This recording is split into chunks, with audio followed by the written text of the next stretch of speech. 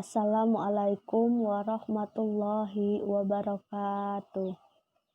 Izin memperkenalkan diri, nama saya Bella Mareta Anggela, NPM 19751011, kelas Agribisnis 3A.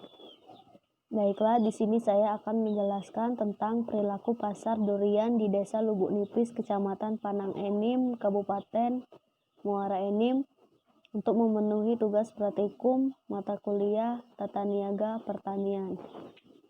Baiklah, yang pertama yaitu penentuan harga atau tingkat pasar dari petani ke pedagang pengecer. Yang pertama yaitu jumlah tawar-menawar ada 24 dan jumlah yang ditentukan oleh pedagang pengecer ada 6. Maka untuk menentukan hasil presentasenya yaitu 24 dibagi 30 dikali 100%, maka hasil persentasenya yaitu 80. Dan persentase untuk yang ditentukan oleh pedagang pengecer yaitu jumlahnya 6, maka 6 dibagi 30 dikali 100%, maka hasilnya 20%. Dan persentase yang ditentukan pedagang pengumpul yaitu 18 dibagi 30 dikali 100%, maka persentasenya 60. Yang terakhir yaitu pedagang pengumpul ke konsumen akhir. Jumlah tawar-menawarnya ada 5, maka persentasenya yaitu 5/5 dikali 100%, hasilnya yaitu 100. Dan jumlah yang ditentukan konsumen akhir yaitu 0, maka persentasenya yaitu 0. Dilihat dari tabel ini, banyaknya jumlah tawar-menawar yang ditentukan oleh pedagang pengecer ataupun pedagang pengumpul, maka dilihat dari perilaku pasar yang merupakan cerminan dari struktur pasar, maka pasar durian di Desa Lubuk Nipis cenderung termasuk ke pasar oligopsoni. Berdasarkan hasil survei yang saya lakukan, umumnya petani menjual durian ke pedagang pengecer, pedagang pengumpul, dan konsumen akhir dengan cara sistem eceran, sistem borongan, ataupun sistem sewa.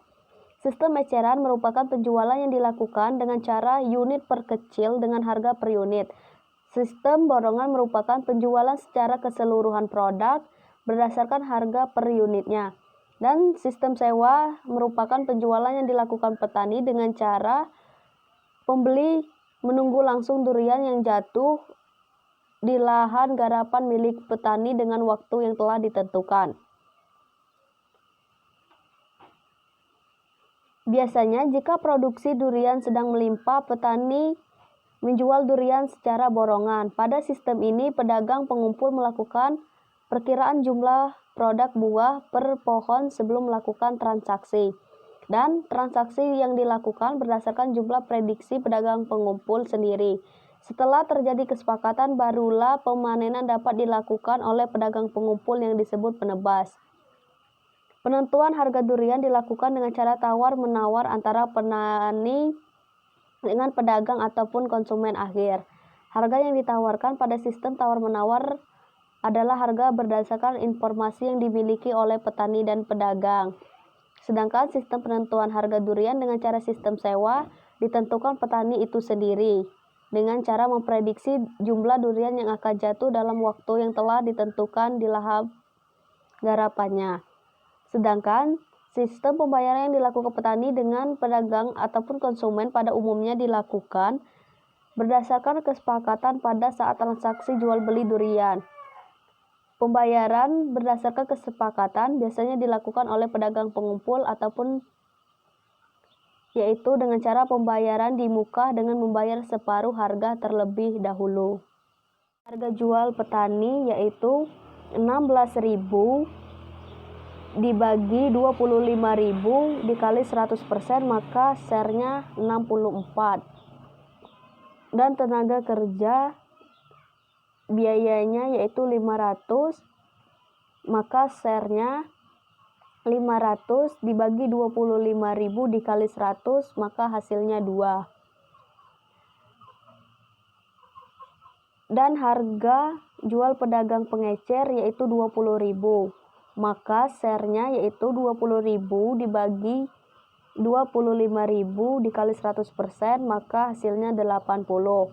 Dan biaya untuk tenaga kerja 500, maka share-nya yaitu 500 dibagi 25.000 dikali 100%, maka hasilnya 2. Dan untuk biaya transportasi Rp125, maka hasil share-nya yaitu 125 dibagi 25.000 dikali 100, maka hasilnya 0,5.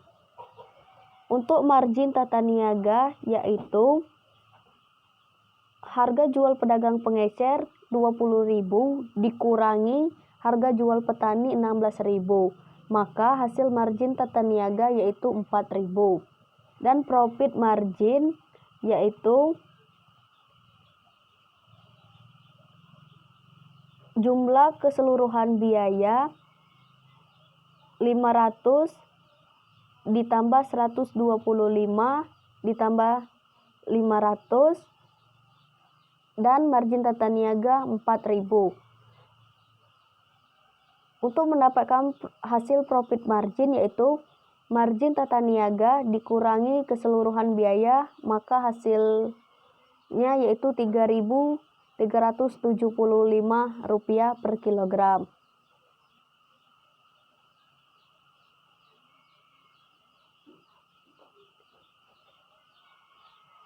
Begitupun dengan margin tata niaga, rumusnya sama pada tingkat harga jual pedagang pengumpul. Margin tata niaga yang didapat yaitu 25.000 dikurang 20.000, maka hasilnya 5.000 dan profit marginnya yaitu 3.350.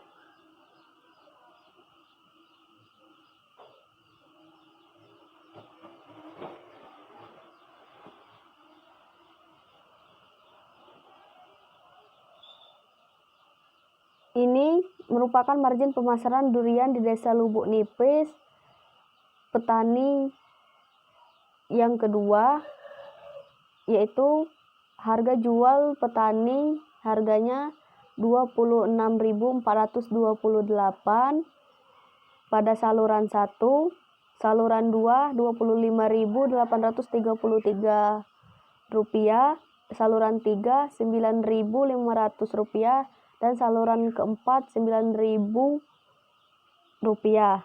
Untuk share-nya 25,71.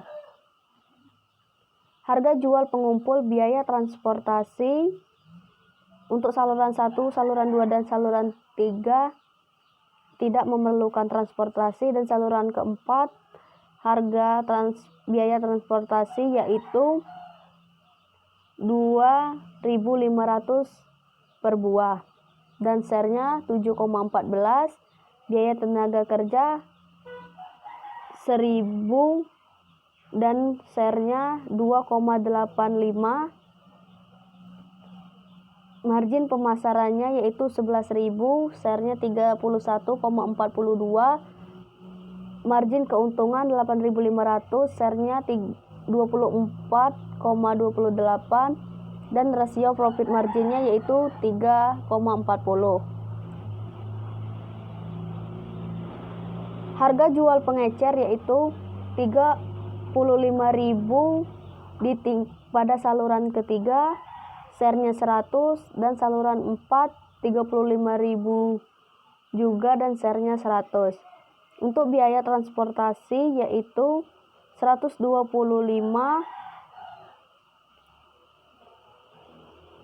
rupiah dan share-nya 0,35 pada saluran ketiga, dan biaya transportasi untuk saluran keempat yaitu 312,50 dan share-nya 0,89.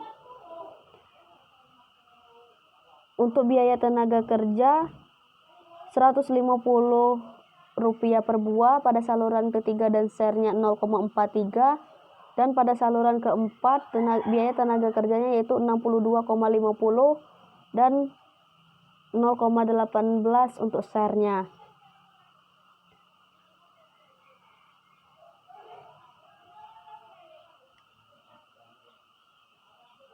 Harga beli konsumen akhir yaitu pada saluran 1 Rp26.428 dan share-nya 100, dan pada tingkat kedua atau saluran kedua yaitu harga beli konsumen akhir Rp25.833, share-nya 100, dan harga beli konsumen akhir pada saluran ketiga Rp35.000, share-nya 100, dan pada saluran keempat harga beli konsumen akhir Rp35.000 dan share-nya 100. Jadi total biaya keseluruhan yaitu Rp275 untuk saluran ketiga dan Rp2.812,50 untuk saluran keempat. Total margin pemasaran pada saluran ketiga Rp25.500 dan pada saluran 4 Rp26.000. Total keuntungan pada saluran ketiga Rp22.675 dan saluran keempat Rp21.687,50. Dan total rasio profit margin 82,45 pada saluran ketiga dan 50,40 pada saluran keempat. Jadi, keuntungan pedagang yang paling tinggi diperoleh pada saluran 3 yaitu Rp22.675 per buah. Dengan saluran yang paling rendah yaitu pada saluran keempat sebesar Rp21.687 per buah. Keuntungan tertinggi ini disebabkan karena pedagang pengecer membeli durian langsung dari petani durian di Desa Lubuk Nipis, dan pedagang pengecer mengeluarkan biaya pemasaran lebih sedikit serta menjual durian dengan harga yang lebih tinggi, sehingga keuntungan yang diperoleh lebih tinggi dibanding lembaga pemasaran yang lain. Pedagang pengecer memperoleh keuntungan paling tinggi, sedangkan petani mendapatkan keuntungan yang paling rendah. Biaya yang dikeluarkan pedagang pengecer terdiri dari biaya tenaga kerja dan biaya transportasi dari petani ke kios pedagang pengecer di luar Desa Lubuk Nipis dengan menggunakan mobil pick-up ukuran kecil. Upah yang diperoleh tenaga kerja pada saluran 3 sebesar Rp150 per buah.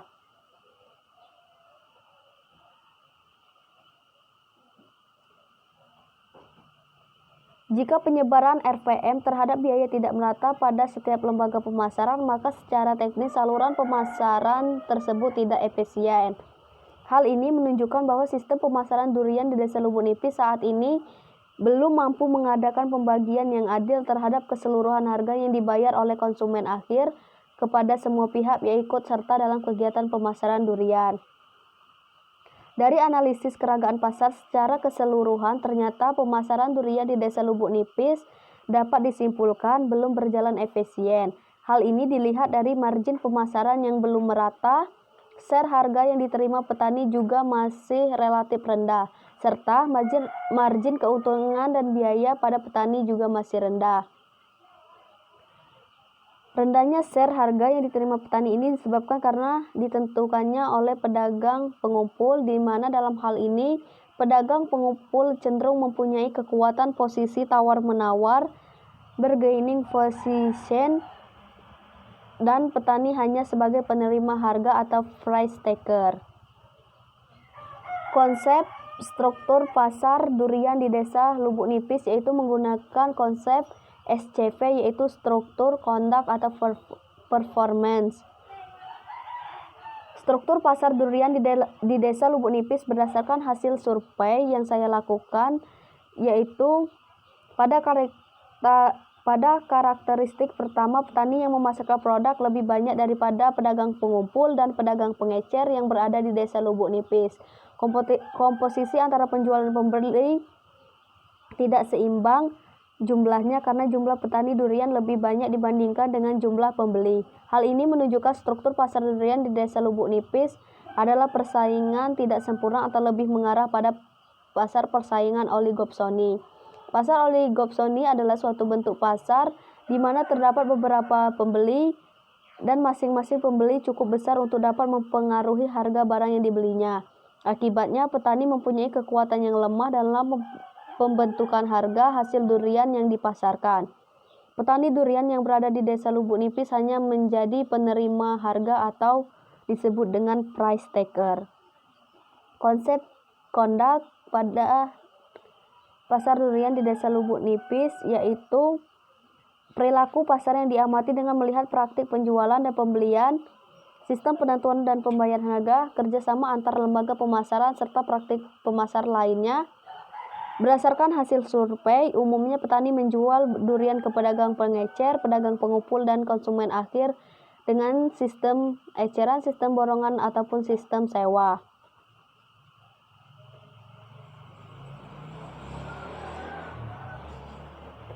Konsep P atau performance atau kinerja pasar atau margin durian di Desa Lubuk Nipis yaitu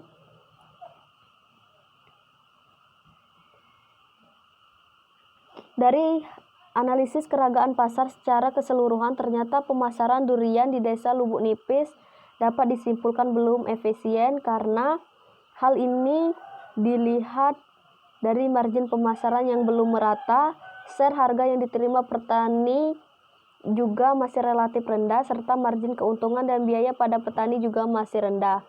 Rendahnya share harga yang diterima petani ini disebabkan karena harga ditentukan oleh pedagang pengumpul, di mana dalam hal ini pedagang pengumpul cenderung mempunyai kekuatan posisi tawar-menawar, bargaining position, dan petani hanya sebagai penerima harga atau price taker. Baik, itu saja yang dapat saya jelaskan. Saya mohon maaf apabila terdapat kesalahan, baik itu kesalahan dalam berbicara ataupun yang lainnya, dan saya mohon maaf kepada Allah Subhanahu wa taala. Saya akhiri, wabillahi taufik wa hidayah. Wassalamualaikum warahmatullahi wabarakatuh.